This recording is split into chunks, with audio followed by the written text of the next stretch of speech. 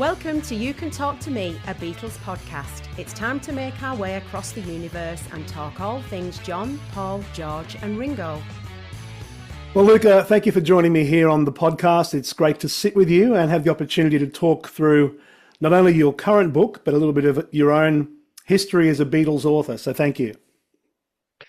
Thanks, Michael, for this invitation. I was very happy to be here for the first time. So let's dive in McCartney's music and other stuff. I'm sure it will be a blast. Yeah, I'm looking forward to it. You've been quite prolific over recent years when it comes to Paul and doing these forensic dives into his albums, some albums that can be difficult for people too. Albums like Press to Play and even the one we'll be talking about today, Back to the Egg. Two albums which I happen to love, by the way. But what do you think it is about McCartney that makes him fascinating to you as a writer? Because there's clearly a love there for his work. McCartney is such a giant of our era. And I don't know if anyone realizes this. Well, music fans for sure, but all other people could not think about McCartney as a giant, but he is a giant. And at some point I thought, well, I've dedicated other books to McCartney, basically reference books, like my two Music is Ideas, the stories behind the songs series, so far 2 volumes. And at some point I thought, well, if you think about McCartney, it's worth analyzing and exploring all of his albums, because it's such an incredible production. So I've started with his most popular one, which was Band on the Run, which I published in March 2024 or April, can't remember at the moment. And then I thought, well, there's also room for exploring things that are less popular, but that fans love so much.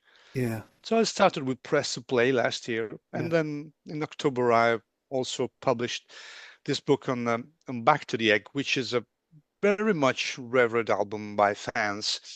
And there's lots of stories that are not well known. So it was worth exploring these 2 albums. I must admit, I enjoyed very much, and finding little details that are not known. So that's a reason why. I mean, McCartney's music is an incredible catalog. You have ballads, you have rockers, you have jazz, soul, you have all genres of music. And so it's a variety that I love so much. So when I've discovered McCartney, I like this side of his music, that each song is so different from the other, which is not that easy to find. For most artists, you got maybe a style that is recurring. You can feel this. With McCartney, you got his unmistakable style, but all the songs are so different. So this variety, I think is the best thing when it comes to his music. No, well said. Do you have a memory of when the Beatles hit you as a younger man? When the Beatles? When the Beatles first appeared in your consciousness? Yeah, because they were obviously the music of my parents. And so the first meeting, let me say, with the conscious meeting with the music of the Beatles was when in the summer of 1982, my dad bought a cassette of the Beatles collection 1962-66. It was only the first part. He bought this cassette, I don't know exactly where, but we were on holiday. And so that summer, for me, was the first time I was in touch with the music of the Beatles. And I must admit that I resisted a bit to say I liked it, because your parents' music, you don't want to admit that you like it. But then what happened was that I knew McCartney because of Ebony and Ivory, that was out the same spring. And so the following year, when he was again in the spotlight with Say, I said, well, maybe I like also McCartney. Who knows? Because I was a Michael Jackson fan at the time.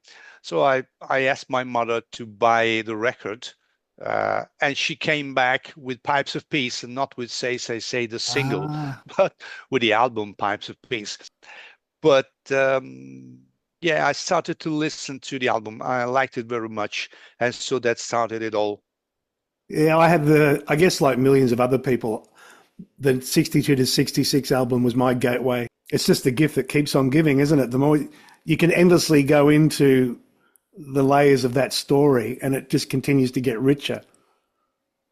Absolutely. And I must say that it took me some time to connect the fact that, well, the Paul McCartney who I was hearing uh, in the Beatles was the same one that I was hearing on Ebony and Ivory and stuff.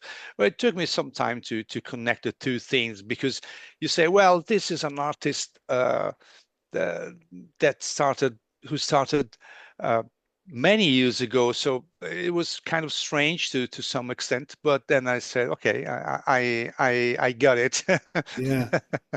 I was just curious, as a writer, I was curious to know when it occurred to you that, I guess, a form of music authorship or music journalism, when did that enter your life? Okay, I've always been fascinated by writing in general, and so I remember in in the summer of 1984, I was nearly 15, and after um, l repeated listenings of Pipes of Peace over 7, 8 months, I I decided to have a try and writing a little review for my own pleasure. And so I remember that was the first time I tried to write something about music. Yeah. And then, well, my professional path was kind of different, but um, I've been in various companies in the publishing field. Yeah. So that was another link.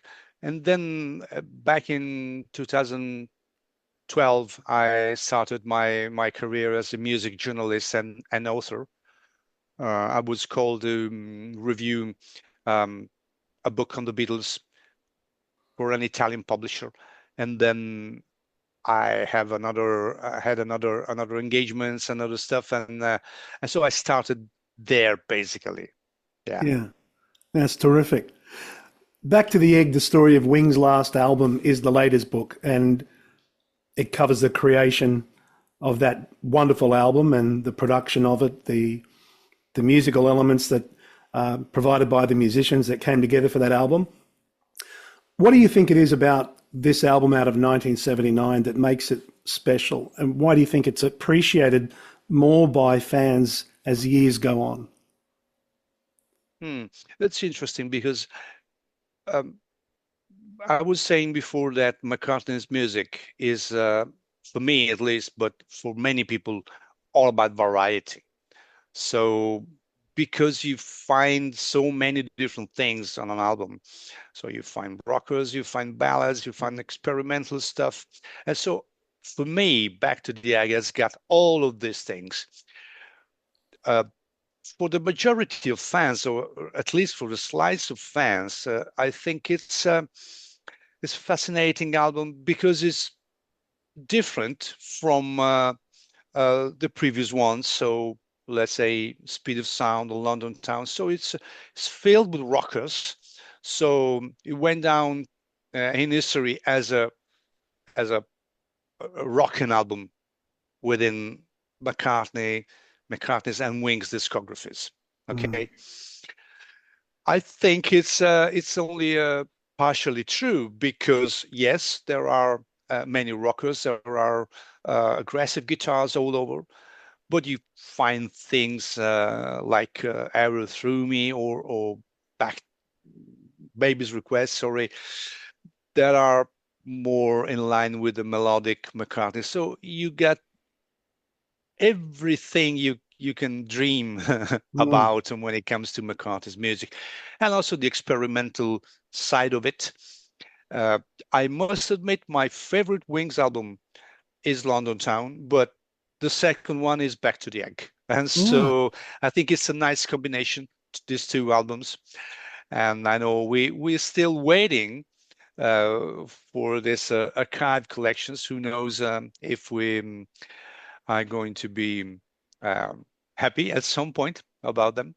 Yeah, and But yeah, it's a fascinating kind of album, full of let me say quirky things. It's in some in some spots, but I like McCartney's music also for this side, for this aspect.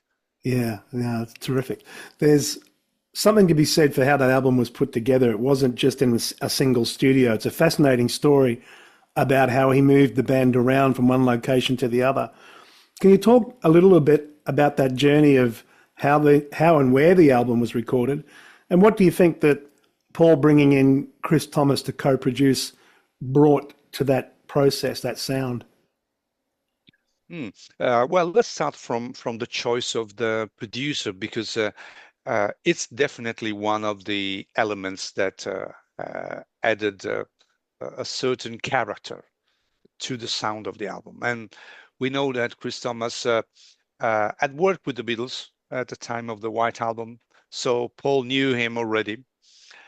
But in recent times, he had done the Sex Pistols, so mm, he was in touch with the current musical scene, and that's another thing we got to consider. Another thing we got to say about this change of direction in McCartney's music was that Paul had signed a contract with Columbia, and they asked specifically for a change of direction. So there was some pressure by Columbia and McCartney to have a different kind of music, more contemporary, we can say. And yeah, the story of the recording is another fascinating aspect because, as you were mentioning, different studios, and we can go quickly through the four studios that were used for the recordings. The first was the Scotland studio called Spirit of Ranakan. I think that's the pronunciation. I'm not really sure. It's Ranakan or Ranakan, Yeah. and it was quite a remote location, basically where Paul has got his kind of farm in Scotland, and they had to rely on a mobile unit to record there. And there was a rack mobile studio unit. So basically, you connect. You have all the things you need into a truck, and so it is connected to your room. They built there. So quite an original choice, but it has a reason because Paul was rebuilding Wings at the time. So he needed an environment to rehearse as well. So they spent quite a lot of time before starting the proper recording of the album, playing and rehearsing. So the first song recorded for the album was in late June 1978 in Scotland, but Wings were there for the whole month of May or something. Mhm. So they spent some time there to gel as a band. So that was a first location. Then they went to Lim Castle in Kent. So medieval fortress. Again, a different choice, a strange kind of choice, but music is not only about the notes that you produce with your instruments. It's about the feel, it's about the environment. So they were definitely searching for something different, and the environment was very challenging to some extent. They took well, they had some difficulties to to move all the equipment there. It's a castle, it's not a recording studio, so it took some time for them to move the instrumentation and stuff, and um, they had some issues as well because they lost 1 week of recordings. So they started recording, and then they discovered that there was a batch of tapes defective. Huh. So they recorded, but they lost 1 week. And so I asked Lawrence Juber, which I've interviewed um, for the book, what was the reaction of the band after they discovered they lost 1 week of recording. And he said, well, no big deal. I mean, they said just we will restart from scratch, and that's it. I mean, there was a time when music, you can record your songs and then even lose your songs, and then they restarted. And so that's another fascinating thing that Yeah. came out speaking with Lawrence. And so Lim Castle was the second environment. They recorded lots of experimental stuff there. So the aim recording there for Wings was not necessarily coming up with finished songs or, perfect pop songs, but they were trying sounds and experimenting. Mm.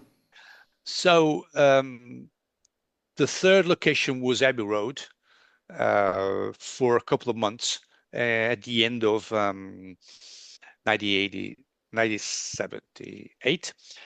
And but then they got to finish the album, and Abbey Road was not available. Was Cliff Richard has got an extensive period of recording booked there. So at some point, Paul had got to finish the album. They got to mix the album, and he didn't want to mix the album in another London studio. Well, London was plenty. There was plenty of studios at the time, but when you are familiar with your team, uh, Jeff Emerick, Phil McDonald were Mhm. there uh, helping Wings during the whole recording. And so you are familiar with the faders, you are familiar with all the effects that you want to use and stuff. So they could not wait. And so what they did was basically building a replica of Abbey Road Studio 2 in the basement of Paul's offices, MPL offices in Soho Square. So he asked McCartney asked Alan Brown, who had worked building Abbey Road, the configuration of Abbey Road there was at the time. He asked him to replicate Abbey Road Studio 2, and so they did an almost perfect replica. Mm. And so they could overdub, they could mix, and they even recorded uh, Daytime, Night, and Summer in there. Yeah. So it was a kind of an intimate environment. Again, the feel is more important than perfection in the case of McCartney. And so that was basically the last touch. Although they did an overdubbing final session again at Abbey Road for adding the brass section to Yeah. Love Awake on the 1st of April. So there was a fascinating story um, behind it. If you go through this location, you can understand better what's in McCartney's mind when he records an album. Yeah. It's amazing for all that moving about that sonically the album feels very cohesive. It sounds like a whole piece. I think the production on that album is wonderful, and it's got a punch to it. Yeah, definitely. Also, the obviously Wings were a different band by then, so they lost two members, Jimmy McCulloch and Joe English, in 1977. So when Paul rebuilt Wings, we must say through Danny Lane, because it was Danny Lane who introduced both Lawrence Jober and Steve Holley in Wings. Yes. And can you please go on. can you tell us a little bit about what you think Steve Holley and then Lawrence brought to the band? Because obviously great players, Lawrence to this day remains highly regarded as a guitarist. He's really something else. What do you think each of those men brought to the sound? Well, in the case of Steve Holley, the punch you were referring to, great solid backbeat on his drums. So I think this is a foundation of your track. So yeah. I think this is this you can hear it very well in particular in the rockers of the album. I'm thinking about the drums on Old Silencer, very powerful, very solid, or Getting Closer as well. Yep.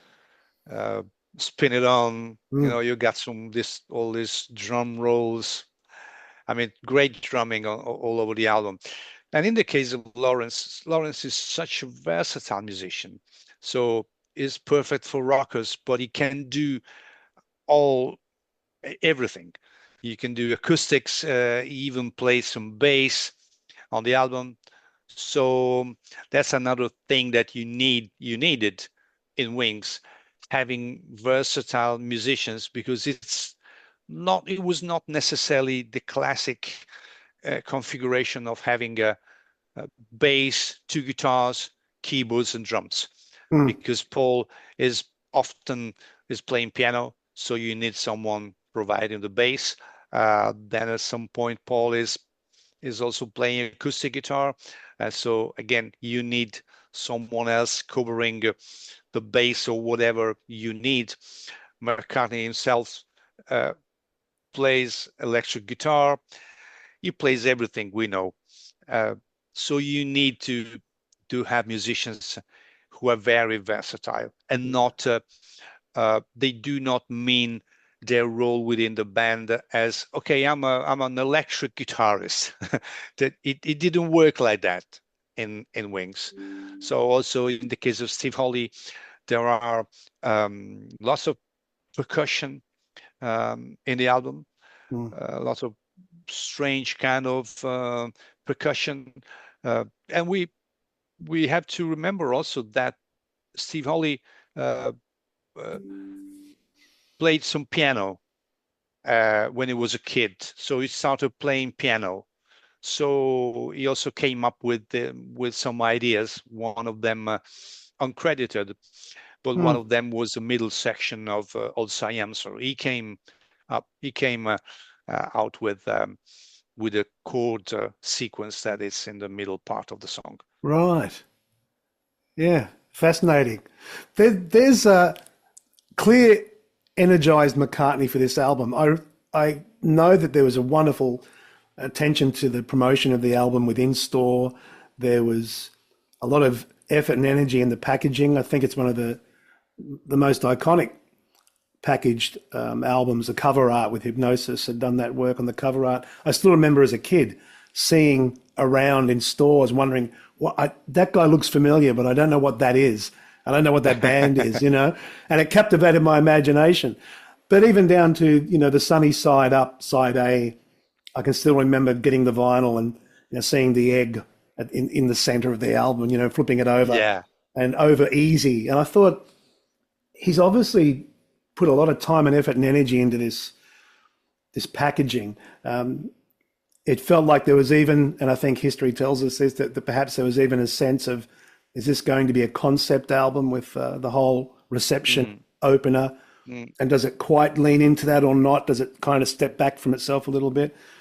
But he was obviously energized and excited.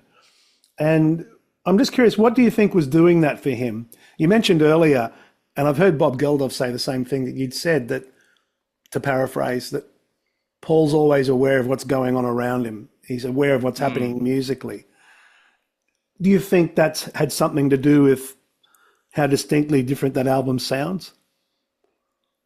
You're mentioning the fact that Paul knows what's going on, and well, still to these days, he he told to some journalists a few years ago that he has someone preparing cassettes for him, so he can listen to all the new sounds that are going on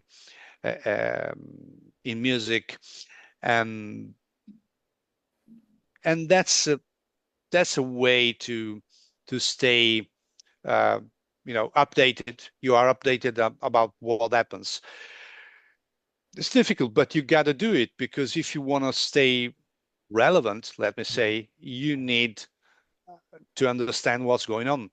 So definitely he knew what was happening at the time through various sources.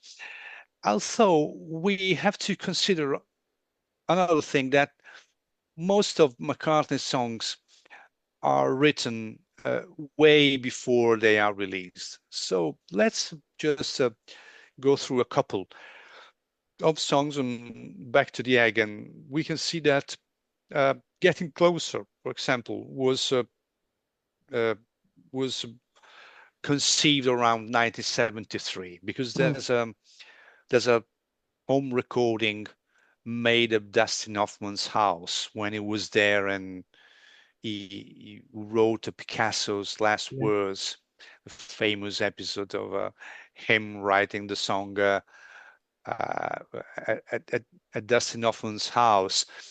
And we can hear Getting Closer is taking shape as well. Really? Or Okay. Million Miles was there's a piano demo from 1973 as well. Right. So then when it comes to the sounds, uh, he knew what he was doing. He knew that the current music scene required something different.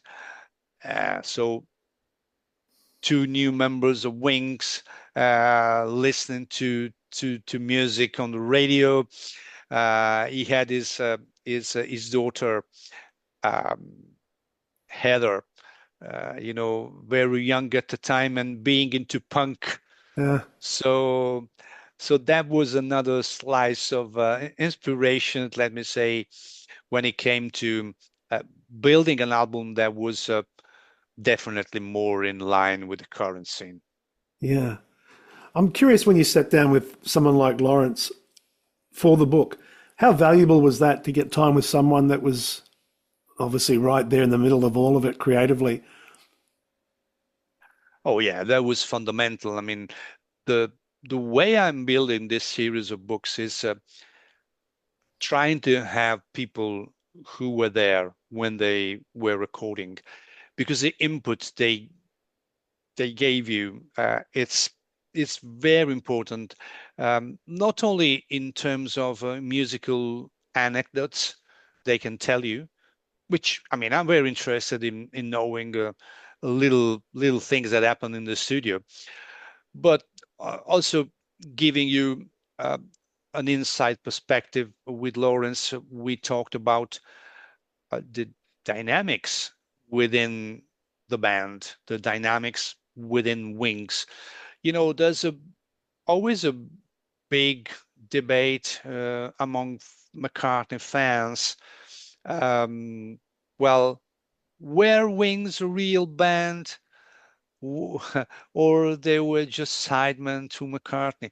I mean, we touched this with Lawrence, and one of the most interesting things that he said to me was, obviously, you got to consider it was his band. There was a kind of hierarchy when it comes to the songwriting. We all knew that Paul was the main songwriter.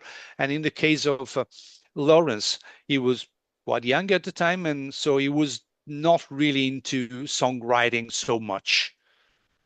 Lawrence, he came up with a couple of nice things, the Maisie instrumental and another song that called Fire Leaves that we talk about in the book. Danny contributed just one song, and also Danny admitted, Danny Lane, that he was not such a prolific songwriter. And then McCartney is always writing, so they were conscious that McCartney is a driving force, was a driving force of Wings. So there was no problem for them to say, okay, we are going to contribute the arrangements when he presents a song to us. Our role is to say, okay, let's try this effect, let's try this kind of solo, let's add this part. But we all know that McCartney, when he goes into the studio, he has already all his material ready. So he's not one like Elton John that doesn't write at all. And then when they are ready for recording directly, just the morning before or in the studio, he writes a song on the spot. McCartney prepares all of his demos way before. So he enters the studio and he got the whole song. He could change maybe his mind about some sections of the structure, but he got all the lyrics. He's got the verses, the chorus, the bridge, and stuff. Maybe with the band you can say, okay, maybe let's move the bridge here, or let's start with the chorus. But it's very organized, way ahead. You know, so that's another fascinating thing that I always try to analyze in my books.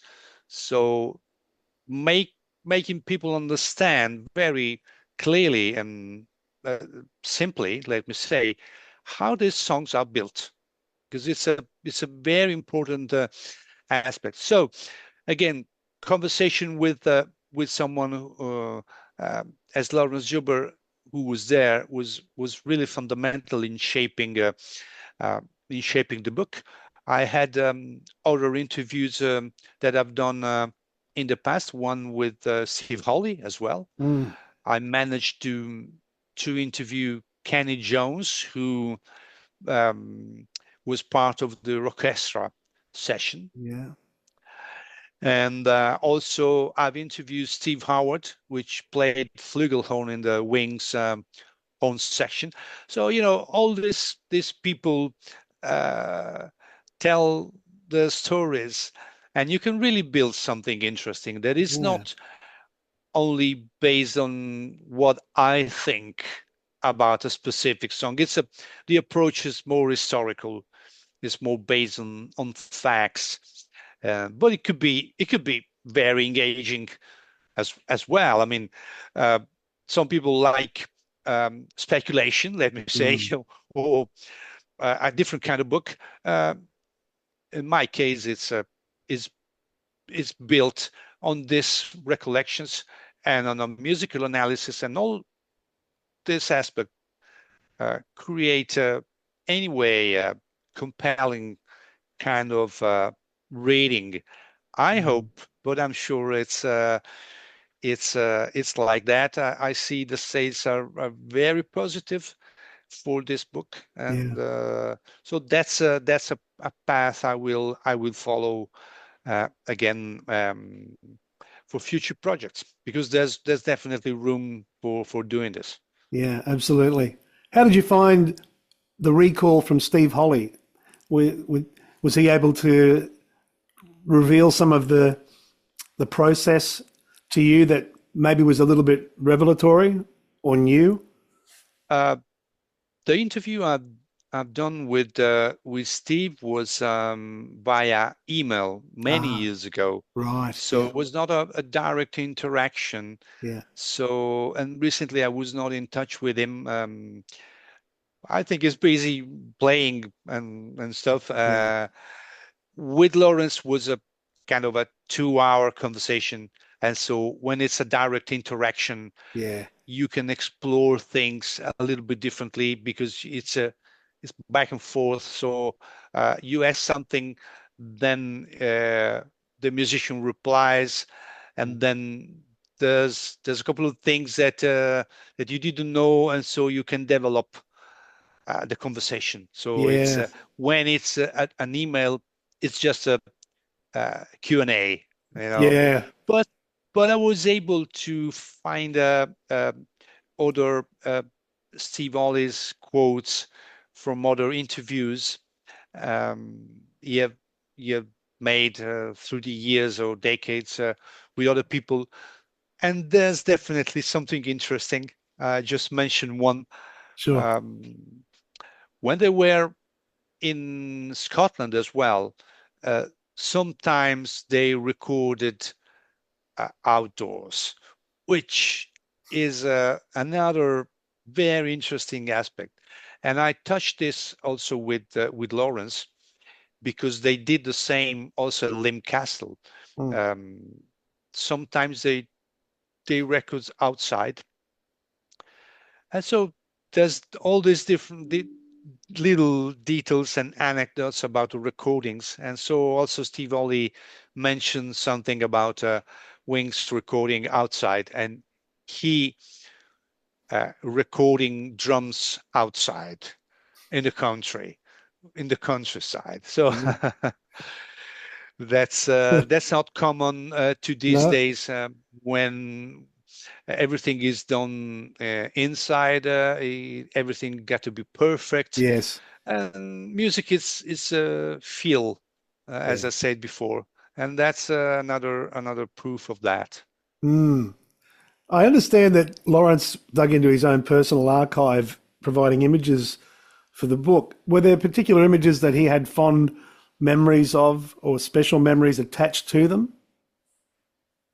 He showed me um, a list of images. I can't remember how many.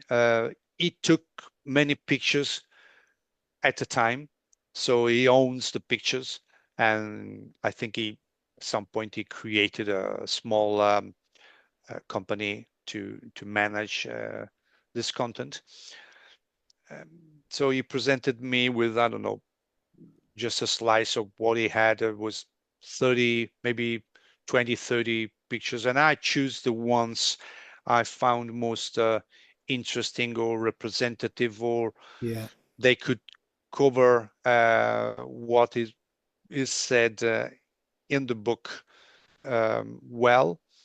I chose one of a great portrait of him, and there was one in particular that I liked so much, and is Paul playing the squeeze box or concertina, how they call them, and singing outside on a balcony Yeah. on Limb Castle for the recording of Million Miles. I always loved um, this picture, and I wanted to be in my book, so you can find it on a full page in color inside the book. I found another one with Linda chatting with John Bonham during the orchestra session, and that was another one which I found striking, and I wanted to be in the book. So I was very happy to add also this, you know, touch. We're Yeah. adding photographs in a book. It's not very common. You got to spend some money on it, but Yeah. I think it's worth because the result is very nice. I'm curious, did Lawrence have any recall on the Rockestra sessions in particular about I mean, there could be a book just on those sessions. I imagine just coordinating all of those musicians under one roof. Did he have many memories of what that experience was like? Oh yeah, I mean, he was there with Pete Townsend. There was Hank Marvin, David Gilmour. So it was an incredible moment. Yeah, Also for him, we touched um, some original aspects yeah, of the sessions because I found a remark by Steve Ollie about the guitar part played by David Gilmour. And so I wanted to ask Lawrence if that was true. I don't want maybe to disclose it no, today, and so no, um, the readers can discover yeah, themselves. But there's a mm, there's a different opinions of about this performance between what Steve Ollie recalled about it right, and what Lawrence Juber recalled about the performance of David Gilmour. So okay, that's just a small example, but yeah, very, very nice. yeah, yeah. That's interesting. The the album had very mixed reviews on release, as we know, and Rolling Stone, true to its form, there, particularly in that early to mid '70s period, obviously had a leaning against everything that Paul was about, and that's a whole other world of conversation with Jan Wenner and being very pro Lennon and everything else. Mm. And there's a line that came out in Rolling Stone on release of the album, and to quote, "the sorriest grab bag of dreck in recent memory." I mean, that's horrible.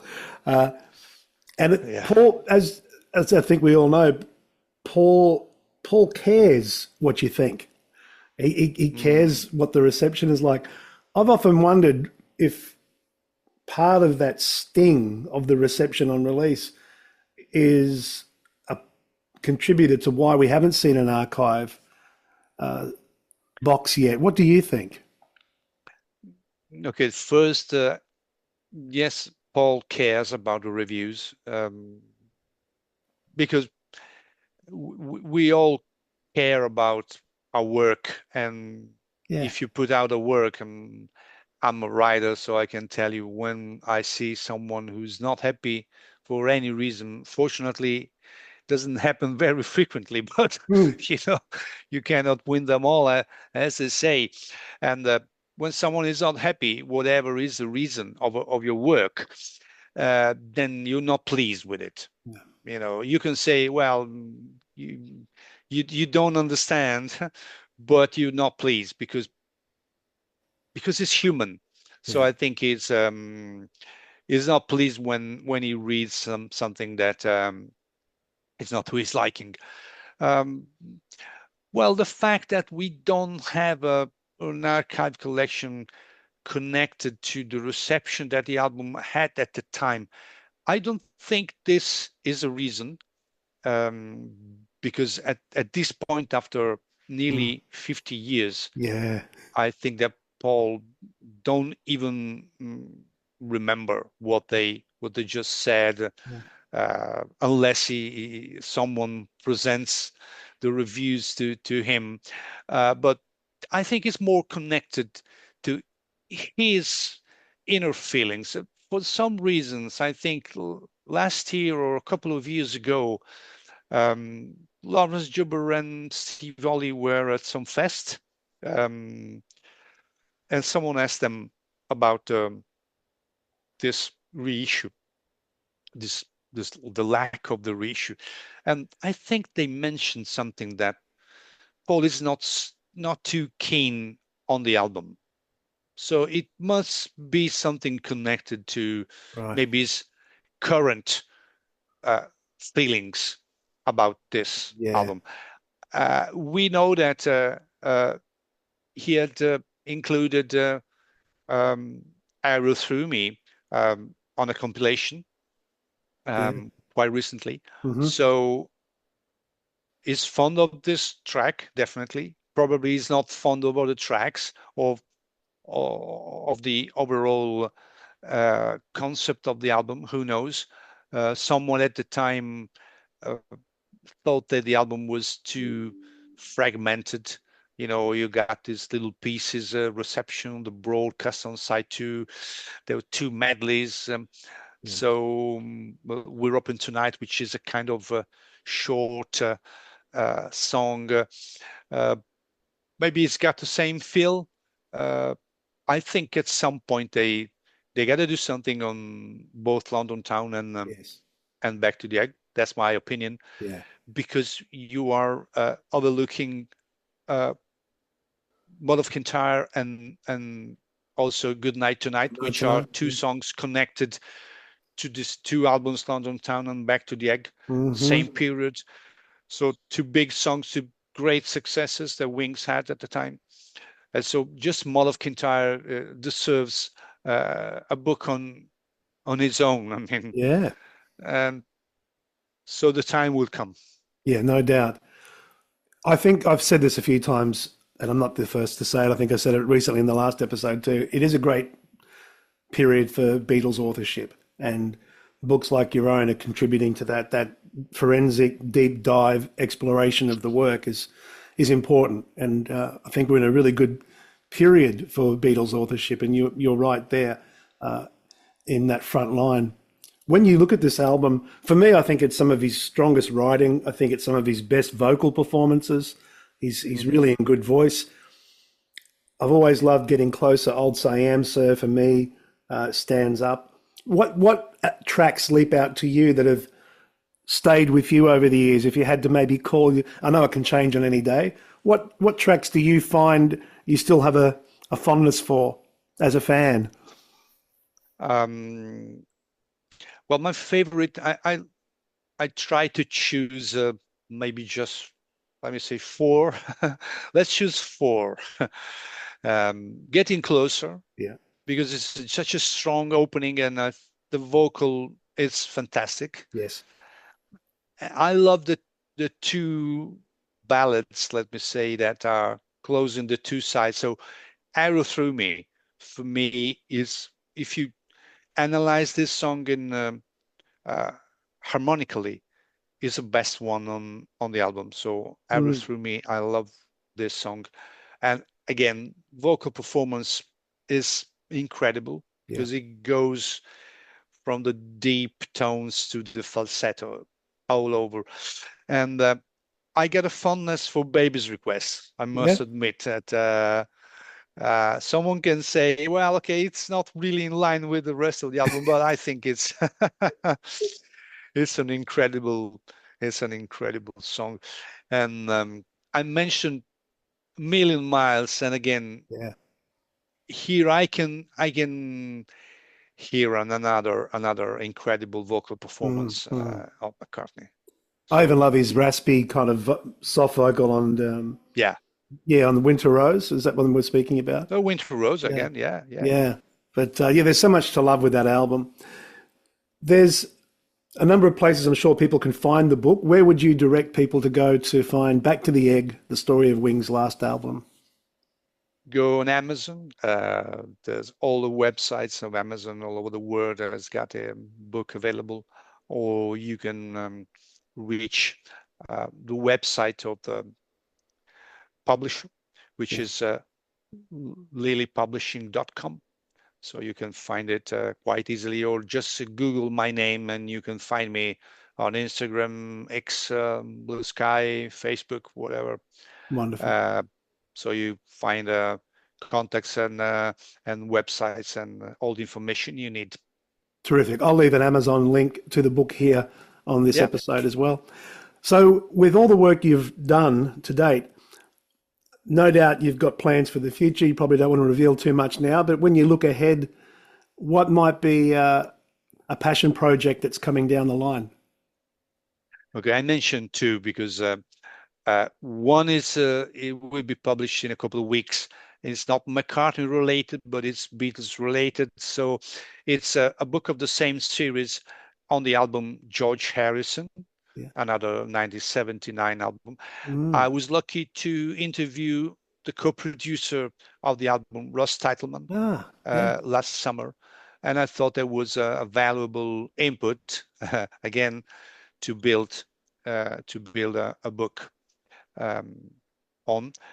And for McCartney, I can reveal the next one because it's basically finished. We will publish it in March, April, I think, and it's London Town. There we go. I got some interviews of mine with arrangers and engineers that I've done many years ago, but I was able to quote only small portions of these interviews in my previous book. So these deep dives are the perfect spot to exploit all the information that they revealed and to put the full versions of the interviews. So I've researched and analyzed the songs again. So London Town will be the next book dedicated to McCartney and Wings album. You don't seem to rest. Yeah, there's so much to do, and that's part of this building this series and these books. Is very important to keep it rolling, and so yeah, I'm enjoying it. Well, on behalf of fans around the world that enjoy your work, thank you for sitting down with me here on the podcast. It's been terrific to sit and have this conversation with you. Thanks, Michael. I hope this is the first of many. I look forward to that. Thank you, Luca. Thank you very much. Thank you. We hope you enjoyed the show. You know the name, look up the socials. You'll find us on Facebook and Instagram where we can all come together. Make sure to like, comment, subscribe and spread the word. It all helps raise the profile of the You Can Talk to Me podcast. Thanks for listening.